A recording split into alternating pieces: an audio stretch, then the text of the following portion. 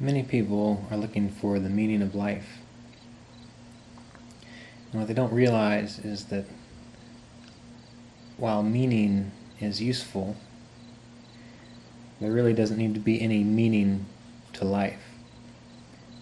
So when I conceive of life, I see it as the support from which all of our experiences arise as individualized aspects of this one reality.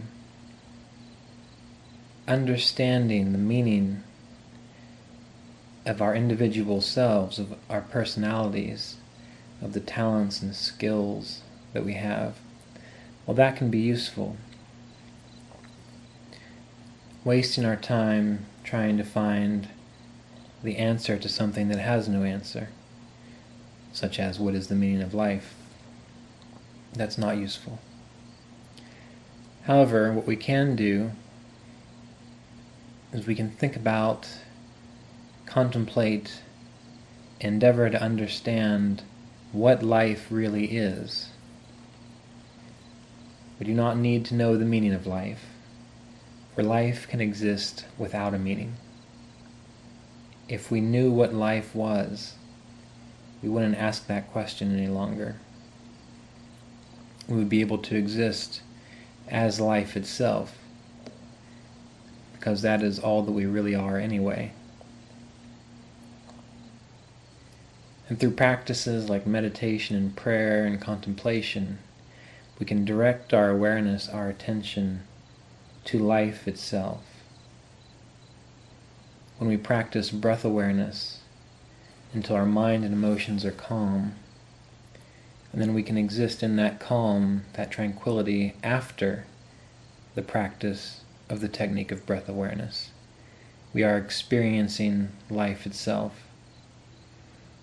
When we practice a meditation technique such as mantra, until the mind once more is calm, and we can exist in that calm, what we are experiencing is life as it is. Now that life can still be colored by our ideas of who we are, what we think is right and true, of how we see the world, of who we are related to, what we perceive our purpose to be. Life can still be colored by all these things. But if we can get just to that point where for a moment or a minute or 10 minutes or a half hour every day, we can simply exist, experiencing life as it is, experiencing that wholeness in which everything occurs. Day by day we'll grow into that realization that we are this life. And then once we're settled and calm, with the ability to stay alert and watchful, simply being with whatever is, we can take it a step further. And we can begin to realize that what we are transcends our attachments and identifications. That whatever we see in our experiences, whoever we identify with, whoever we think we are, that if that was taken away, if a person in our life was taken away, if our health was taken away, if our job, our career was taken away, there would still be something that would exist, and that would be you. And you can see that you, as life, are not dependent on these things. Your personality, that might be dependent on those things. Your sense of self, who you think you are, that might be dependent on these things. But really, the true nature of yourself is not. And once we can make peace with this, once we can make peace with the fact that we are not our personalities or our identifications, it doesn't mean that we cease functioning through that personality and that identification. We still have a role to play. The difference now is we know we are playing the role as life itself.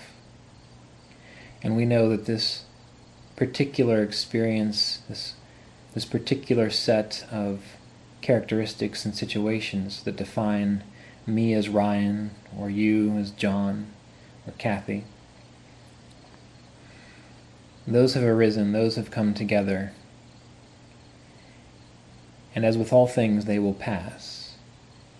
But when they pass, it will not be too troubling, hopefully. And you will know that you continue onward. And maybe you'll take on a different set of personality traits. Or maybe you'll let go of all that and simply experience this boundless beyond, this infinite consciousness from which all arises. But all of this is dependent on the ability to know the difference between what you are and what you are not. And this comes about by being able to meditate, to use a technique, to use a practice or a method